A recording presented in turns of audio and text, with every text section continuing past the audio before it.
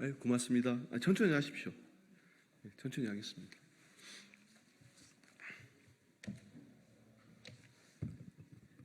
시작할까요?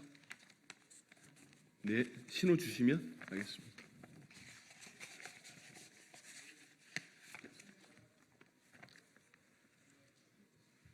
네.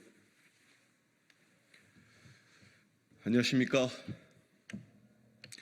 더불어민주당 대변인 한민수입니다. 논평을 발표하겠습니다. 김건희 여사는 진정 신성 불가침의 존재입니까? 김건희 여사를 둘러싼 논란이 폭풍처럼 온 나라를 뒤덮고 있는데도 윤석열 대통령은 여전히 침묵으로 일관하고 있습니다. 언론에 따르면 도이치모터스 2차 주포 김모 씨가 2021년 검찰 조사에서 김건희 여사를 도이치모터스 주식을 매개로 연결돼 한 배를 탄 BP 패밀리의 일원이라고 지목했다고 합니다.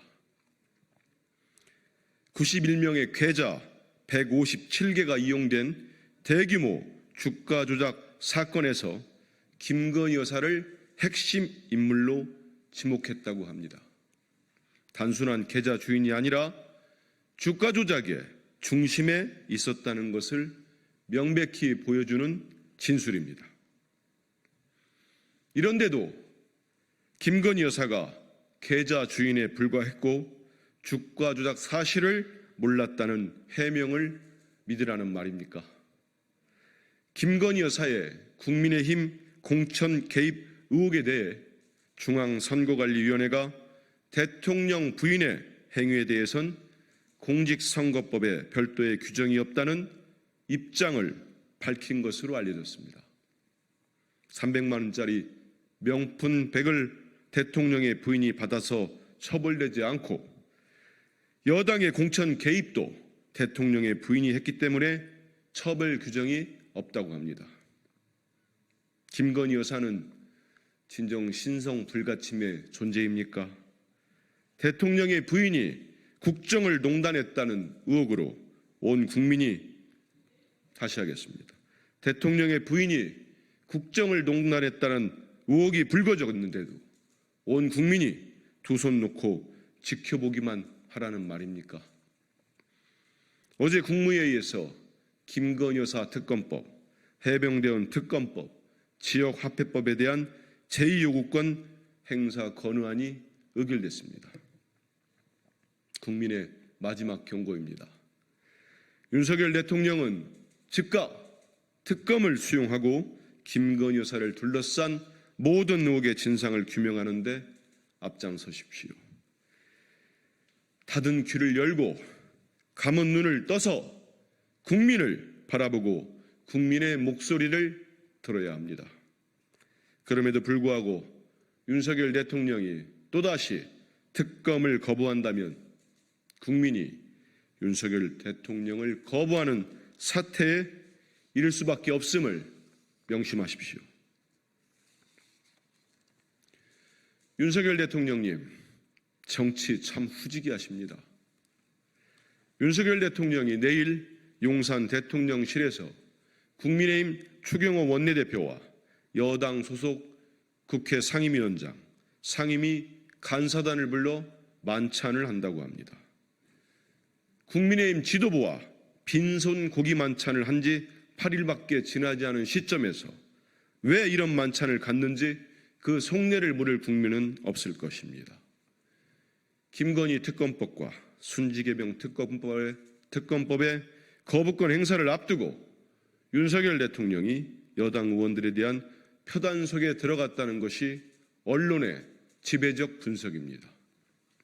대통령과의 독대를 줄기차게 요구하고 있는 한동훈 대표를 쏙 빼고 만찬을 진행하는 것도 속보입니다.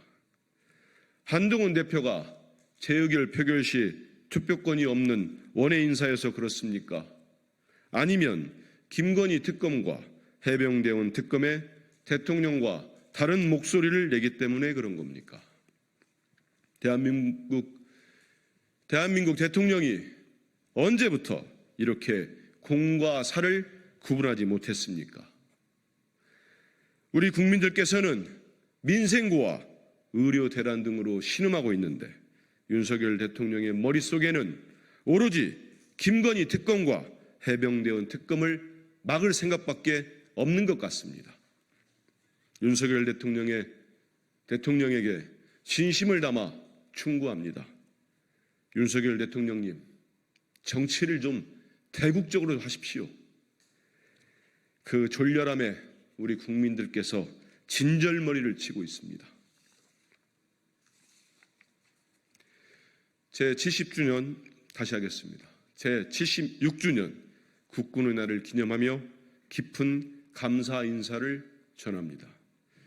제76주년 국군의 날을 맞아 지금도 국가 안보와 세계 평화의 현장에서 헌신하고 계실 모든 국군 장병과 해외 판병 장병들의 노고에 깊이 감사드립니다. 2024년 제76주년 국군의 날을 맞이하여 우리 국군의 뿌리는 광복군의 역사에 있음을 분명히 합니다. 육군은 100여 년 전 신흥무관학교에서 시작했고 공군은 대한민국 임시정부 비행학교에 근간을 두고 있습니다. 해군 또한 독립운동가와 민간 상선 사관들이 자발적으로 모여 시작하게 되었습니다. 하지만 윤석열 정부는 이념 전쟁을 앞세운 것도 모자라 일본의 침략을 미화하는 가치관을 지닌 인사, 독립운동의 역사마저 부정하는 인사들을 국가기관 곳곳에 임명하고 있습니다. 이는 우리 군의 뿌리를 송두리째 흔들고 있는 것입니다. 윤석열 대통령에게 고합니다. 누구도 넘볼 수 없는 강한 안보 태세는 군의 자산들을 시가 행진의 동원에 자랑한다고 갖출 수 있는 것이 아닙니다.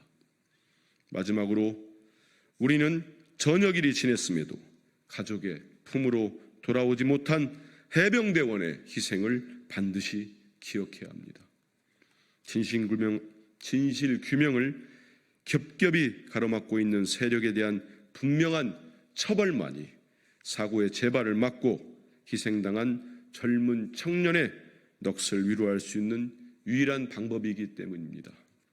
윤석열 대통령은 우리 군의 가장 강력한 자산은 무기가 아니라 우리의 국군 장병임을 명심하십시오. 젊은 해병대원의 죽음 앞에 단 한 톨의 의혹도 남기지 않도록 특검법 수용 의사를 밝히고 친일 매국 인사들에 대한 임명을 사죄하는 일이 대한민국 국군 통수권자가 국군의 날 해야 할 임무임을 명심하기 바랍니다. 더불어민주당은 우리 국군의 가장 귀한 자산인 장병들의 안전과 인권 그리고 역사를 지켜내는 일에 온 힘을 다하겠습니다. 감사합니다.